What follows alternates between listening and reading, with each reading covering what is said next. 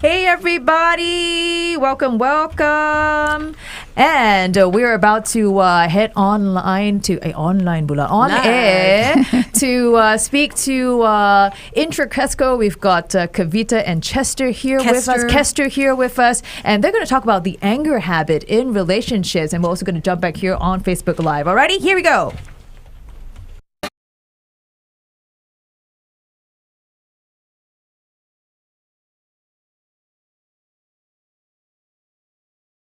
Hope you enjoyed that track from BB Mac with Back Here on 1FM 91.3, The Brightside with Carol and Lavinia for this hour. I'm really excited to have our studio guests back here in our studio for this really engaging talk. Let us welcome all together now, Carol, Kester and Kavitha from Intracresco. Yes. Hello. Thank you so much for Happy to joining be us. back. Okay, that's great. And today you are live on Facebook as well at facebook.com/1FM913. Hey, join us there for the discussion. And of course, let's kick things off. You know, you were last here with us on Valentine's Day. It was all about love. Today it's all about anger. Wow, what a jump, man. Yeah, what a jump. because it happens in our relationships. We get Yeah. angry, but we want to know how to deal with that in a productive, constructive way with our partners. So tell us, what is the anger habit? So the anger habit is when unconscious expressions of anger plays out in a dynamic in a relationship. So one common dynamic that we see happening is when one partner expresses anger in a very aggressive way. So it could be in blaming, in criticizing, and in withdrawing love even. Whereas the other partner goes in the other direction. The other partners goes more and more inward into their cave, where they get scared, or they give the silent treatment, or they suppress a lot of their anger, or they might even go into the appeasing mode where they say, okay, like everything that you say is right, or everything that you say I will do. So this kind of sets a very unhealthy dynamic where one chases and the other hides. And so this can spiral into very challenging situations in a relationship. Actually, that's really interesting. I think all those that you pointed out here are signs that we can see maybe in ourselves and also in our significant other, you know, as part of this whole like the anger habit in relationship, which brings my other point. How badly can an anger habit impact us and our relationships? I can ruin the relationship. Completely. Wow. Destroy. Boom. Like bomb. It's something like, you see what happens when anger comes out, right? It's like your inner child kind of comes out, because behind anger there's an unmet need. Maybe something which happened in your childhood, or something you picked up from your parents, or from society, or whatever, your conditioning. These are ways you're conditioned. So there is that unmet need which is there as a child, which doesn't go away anywhere unless you're doing something to work on it or to clear it, right? So in a relationship, what happens, whether it's an intimate relationship, whether it's with friends, whether it's at the workplace, anywhere, this can be applied to all relationships. Every time that child in you, say it's 4, 5, 6, is being triggered with something similar by that person or by that situation, then you're fighting as a child in an adult body with the other person who's probably also having a triggered child. So imagine it's like watching two children fighting but in adult bodies. Wow. And if you let those children keep on fighting that way, which is what happens in a lot of relationships, right? Couples we see, if you see our friends, we wonder, why are these people being so unreasonable? I mean, it's such a small thing. Why are they blowing it out of proportion? But what we don't see is these two adults, yes, but what's fighting are those two kids. But the difference between kids and adults is kids' ego is not as formed as adults' ego. So kids, yes, they fight, but after a while they will make up and they kind of like forget completely about it, right? Yeah. But if you were to look at two kids' parents who are trying to come in and intervene, the parents would fight more than the kids, because Yes. the ego is more developed in adults.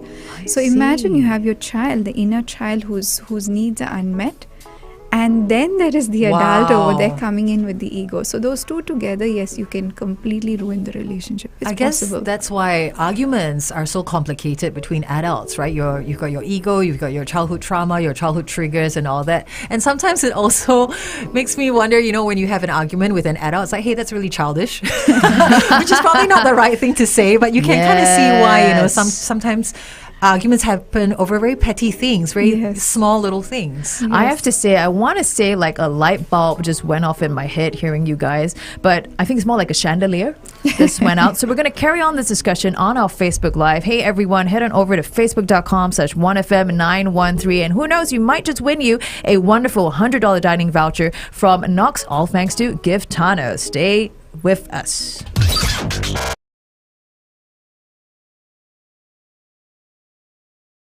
Everybody, how are we doing? Back here on Facebook Live, big wave to you. So let's carry on with this conversation. Okay, I love how I was like, oh, so we are like children sometimes, adults in adult body, but the children mindset. And the distinguishing part that you mentioned is our ego. Yes. It's huge, it's formed, it is in your face, and it doesn't help with the argument. That is really a chandelier moment. Many light bulbs going off in my head. Can we talk a little bit about anger? Is it emotional or mental? I would say it's emotional, mental, and I'll add one more. It's physical as well. Whoa, yes. Totally forgot about that. Yeah. You feel it in your body though, right? When You you're feel it, angry, sometimes you're shaking. People throw stuff as well. Yeah. When somebody is angry, if you give them normally like a can or something big, which in a normal state you can't do much about it. You can't crush it or you can't do anything. But when someone is angry and you give them that can, the anger produces so much energy in the body that can easily be crushed. Or somebody from a state of anger can lift something heavy which normally they wouldn't, because anger produces a lot of energy. Oh, wow. Anger kind of amplifies your physical strength.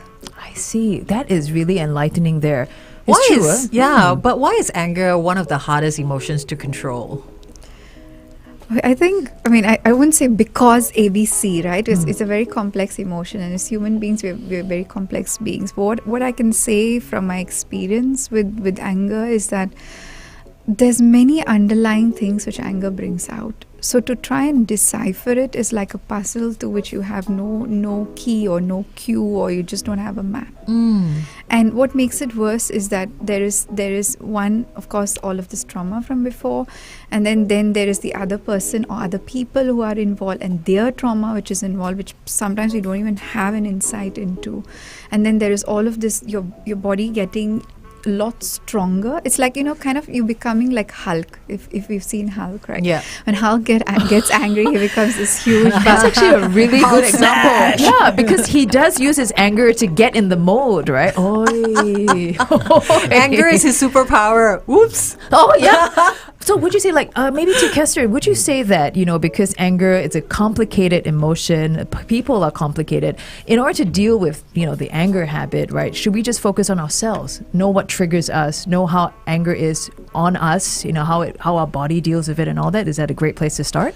Yeah, I think one thing to understand is you see anger in nature as well. You see it in animals. If you ever took food away from your dog, you might find anger coming in from your dog. Happens to Cooper. He growls, give me back my bone, kind Or of thing. you see it on the Discovery Channel when another lion goes into the territory of another lion, and then the anger comes in to protect. So anger is part of animalistic part of ourselves, but at the same time, what makes human beings different is we also have this more evolved consciousness that is able to be aware of this anger. So the first thing to manage anger is to be aware of it, to separate yourself from that anger, because anger becomes dangerous and challenging when we become enmeshed into the anger, when we allow the anger to use our body, use our mouths unconsciously. And So it it's- takes over quite quickly. I'm going to admit to that. Anger just takes over. I become the She-Hulk. I should turn green, then at least people will be more accepting. Yeah. One more question before we jump back on air. Very quickly, we're going to talk about on air about how we can break this anger habit. But for now, is there anything that you would say lies under anger when it comes about? A lot of things. A lot of things. See, that's what, if you have to manage when a person goes into the state of anger, it's kind of already a bit late. Okay. It's like the can of water or can of juice is already tripped over. But what would help is when you come back to a calm state to reflect what caused that can of juice to kind of spill. How can I prevent it from happening next time? So it's to understand what caused it to trip. So was it because the way I placed it was incorrect? Was the cup wrong? Was the surface shaky? So it's to look into yourself and to understand what your triggers are. I want to talk more about this shaky cup on air. And let's jump back on 1FM 91.3.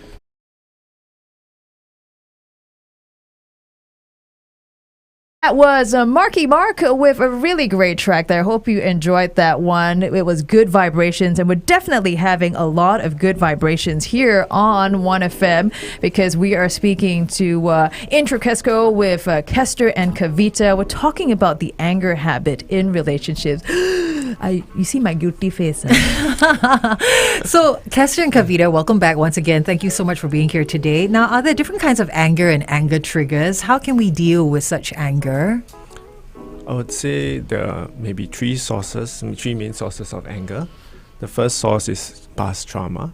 So, for example, if a current situation is reminding you of something that happened to you in the past, for example, if your emotions were not validated as a kid and that caused a lot of resentment in you, if that happens in your current interactions with other people, it might trigger anger. So the second reason why anger might come up is because of your value or belief systems being violated. So, for example, if I hold the belief system that men shouldn't listen to women, if I was conditioned with that when I was a kid, and if my wife told me wash the dishes, then that anger might come out because it's violating my belief system. The third reason is because of unmet needs. So we tend to think of needs as physical ones like sleep,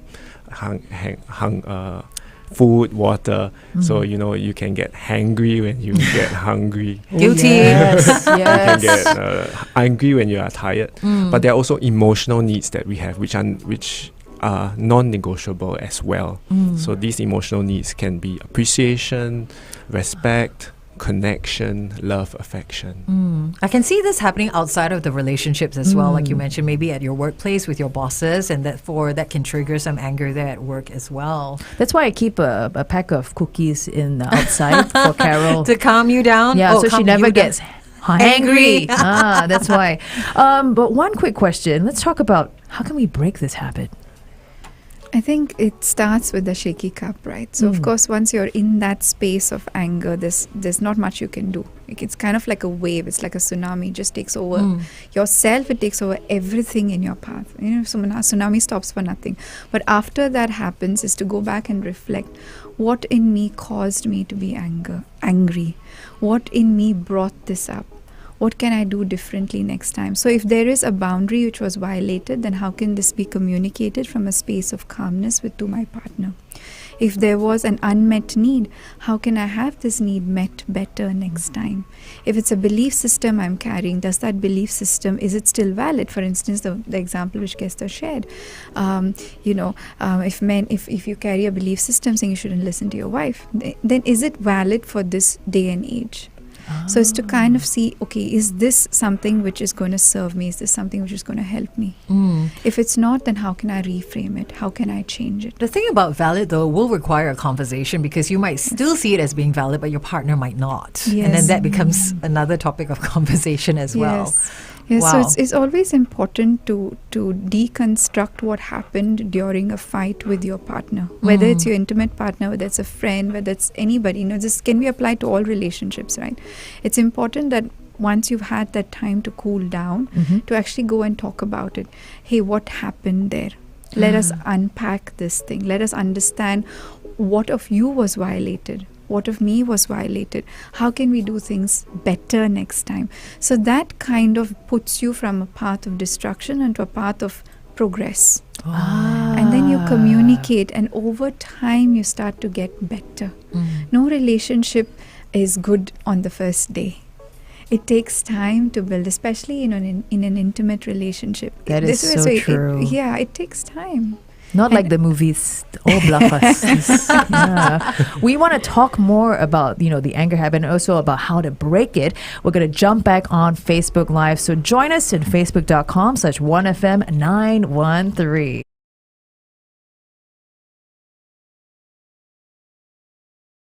So we got a cool prize for everyone on Facebook today. It's a $100 dining voucher courtesy of Knox Dining in the Dark from Giftano. And all you have to do is send us a question. Just in the comment section, send us your question, okay? And if your question is picked, we will be rewarding you with that lovely prize courtesy of Giftano. Easy peasy. Join us for this discussion. I'm really, really having a great time. I always pick up so much, whenever you guys are in the studio. I just want to pick your brains apart. I really do. So we're talking about how we can break the anger habit. And it does require, like you pointed out, that conversation when you've cooled down or even before, right? When you're in that relationship with that someone, having a discussion, right, about how you're going to cope and all that. Can you share more about that? You see, Kester shared earlier, to every person, there are many different parts to us. There's a part of us which is animalistic, which is where that anger, those survival instincts and all of those things come from. There's also a part of us which is the awareness side and the presence side. So when you are in a calm state, how can you start to develop awareness? How can you start to develop presence? To understand. So the more you strengthen this, when this side of you does come up, this is strong enough to kind of prevent this from blowing over like a volcano. I can see how there are very clear strategies that both of you are outlining that I can take away, in my relationship. And like Carol, you pointed out, it's not just in an intimate relationship, but also work relationship or even that with my kids. Got a comment here from Jack who says, being angry is actually being better than being depressed. You at least have more energy because you have to work up the emotional ladder when you're depressed. Okay. There's a truth to that, actually. Yeah? Wow. Because anger comes in to rescue us from lower vibrational states. So what we call lower, or you can call it lower energy states. So lower energy states could be depression, it could be guilt, it could be fear.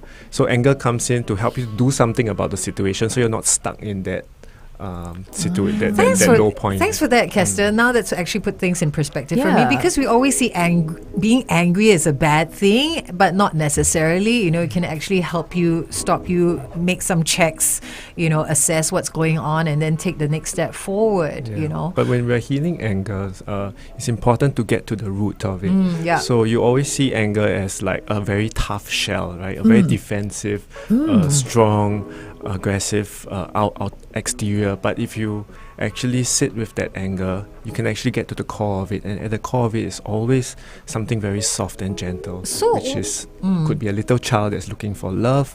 It could be a little child that's very scared. So a what little is child who feels depressed. Sorry. No, I'm hearing that, but what if someone's initial response is always anger? Oh, yeah, that's like a good question. Consistently, like any, what you see as an innocuous question, the immediate response is always anger. What does that? How can we deal with that? Or what's that person going through? That's really a wounded child there. This person needs a lot of love, unconditional love, which is hard because if someone approaches you in that state of anger, how are you going to give them the love? Your natural defense is want to push them away and just do everything to get out of that space. So what can we do? Like reach out, hold the person's hand? Well, it's not as easy as that, because when somebody comes to you in a state of anger, your anger is also triggered. Your defense mechanisms also come up. So you're up against that and this. So, with my son, how I do is initially there was a lot of resistance in me towards holding him when he went into anger. And eventually that would lead me to becoming angry. Sure. Then I had to sit when I'm in calm states to understand why was I being triggered when he was angry. And I had to work on myself to overcome my triggers with him. Now I am able to just tell him, I know you're in a state of anger or heavy emotion. And I love you regardless of what you're feeling, and I'm here for you. So no matter what he does, no matter what tantrum he throws, I'm there with him. I'm saying I'm going nowhere. Of course, there are boundaries. You say no hitting, no throwing things, but I'm here with you. So that helps to calm him down. But it's easier with your child than with your partner because, like I said, his ego is not as developed as an adult's ego. Yeah. So there is it is challenging, lah. It is challenging. Maybe Kester can add his points. I think something that to know is that everybody has a different level of capacity for emotional regulation, and a lot of this depends on how we were taught emotional regulation as a child. So we tend to expect that everybody is able to manage their anger. Right? When we go into a relationship, we think that you should be aware of your anger or you should be able to control it, right? But that's not true because there are some people who might have not been able to have not had their emotions regulated, shown how to have their emotions regulated as a child, and we are taught how to regulate our own emotions by having it shown to us by an adult. That's why it's so important in parenting for the adult to be able to be aware of their own emotions and to be present for that child, so that that child starts to learn, okay, this is how I can be present for my own emotions. But if I was not taught that, or I didn't receive that as a child, then it would be more difficult for us, for me to regulate my emotions later on. And then there are studies to show that trauma does affect a person's ability to regulate their emotions. I Yeah. see. Adulting is so complicated. Yeah, you know, adulting is tough. I'm sitting here and I'm thinking, you know, when we talk about how communication is key for relationships, I'm realizing now it's not just communication, it's about meaningful communication, purposeful communication, you know, with a mind towards progress. And that's a lot of unpacking to do. Yes. It's not as simple as, hey, let's just talk about it. Yes. I mean, and I think another yeah. important aspect of unpacking anger is, you see, when parents fight, children notice parents fight, and they notice that when parents fight, bad things happen. Okay. And this is not good. So in their minds, they start to develop the mindset that, okay, if there is a fight, if somebody gets angry, I need to get out of this situation because bad things happen. Seldom, okay, parents do patch up later, but seldom children see parents patching up. Right, so for instance, if Kester and I have a fight, we make sure that, you know, if our son does see what's happening, we make sure that he sees us patching up too. So that he learns that, you see, yes, fights do happen, but you can also patch up. So it's not something to run away from. You can confront and you can overcome it. And here is an example in front of me of this happening.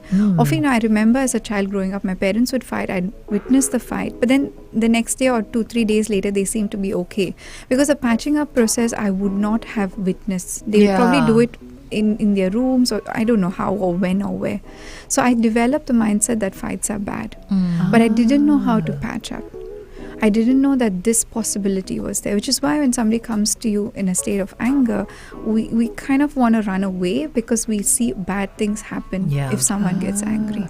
But that's a really, really good point. It's about showing your kids that there is patching up, because, you know, fights are going to happen. People are going to get angry in life, but they also need to see the part. Because for me, my rule with my husband is that we don't fight in front of the kids. But I think I'm going to add that to our rules. We must patch up in front of them. I think it teaches them conflict resolution as well, how to do it, right? Alrighty, we're going to head back on air and chat more about the anger habit in relationships. Join us, alrighty?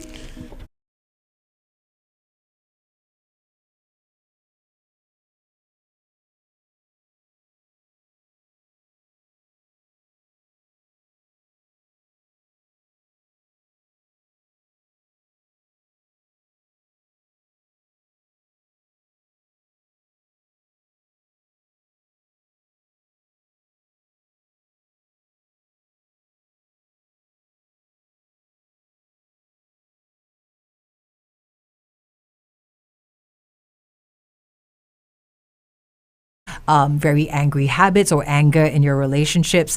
Now, Kester and Kavitha, so sometimes following an argument, what happens is we end up in a Cold War. How do we deal with the Cold War? How do we get out of that? I think what happens during the Cold War is very important when both parties are apart.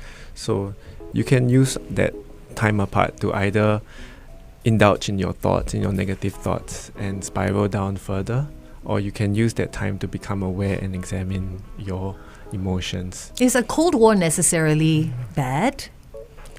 Cold War might not be bad because Okay. it might give both parties time to cool off and to become aware of your emotions, because you're unable to have a really constructive conversation if you're unaware of your own feelings. Yeah. So having that time apart sometimes can be healthy, but it's important that you use that time apart productively and not in an unconscious way. Okay. But then you wouldn't call that a cold war. You'd just call it cooling off. Because cold war is when literally you're not talking to each other and you're in that frozen state. You're using the children to talk, or you're Oh, yeah. leaving nasty notes around the house, or you're passing mean comments at each other, and you're just cutting. That's a cold one, and no one wants to be in that state. Yeah. It's like yeah.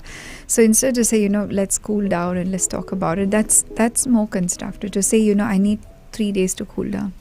Give me that time. Okay. It's okay to state that to your partner. Say I need a few days to cool down. But what if both people don't want to budge, both parties don't want to budge? How do you stop it? Then how do you end the Cold War? So something that we do in our therapy sessions is to ask couples to identify what are their subtle ways of reaching out to each other. Must be stealthy, is it? So in a Cold War, it's usually very difficult for couples to reach out in a very obvious way. They wouldn't say sure. like, I love you, or they won't give you a hug that way. They might say, hey, have you eaten or not? Or they might say, So like, for the other partner, look out for those subtle signs as well. to start to be first aware of what are those subtle signs, and to see that as your partner actually reaching out. Yeah. Like for instance, with us, then if there is a fight, then I wouldn't go and say, oh, I love you, and it's going to be, because there's that anger in there, there's that ego in there, and I know I'm processing it. So instead I'll ask him, have you had breakfast? He'll say no. I say, here, eat. So that's my way of telling him, Hey, getting, food is a great way to show you love them. But also there are different ways to say I love you, right? And I know like a friend of mine, he says at night, when they're in bed, they touch their toes. So that's one way of their feet connecting. It's one way of breaking the ice. It's as simple as that sometimes as well. So it makes me wonder, when I was at a Cold War with my husband, then maybe his toes tried to touch my toe, then I moved my toe away. Now I feel bad. I must pay more attention. This is my takeaway. I'm going to try and turn the Cold War into a cooling off period. Yes. And also look out for the subtle signs that the partner is trying to, connect with you. Oh, I love this. Totally. Totally. Carol, I love you for many reasons like that. So thank you once again, for having Kester and Kavitha join us here in the studio. I mean, you shared so much for not just us, but also for our Brightside buddies tuning in that we can take away to deal with the anger habit. Back to the music here on 1FM. We've got Jennifer Lopez with Let's Get Loud. No, just don't. As long as you're not angry, it's fine.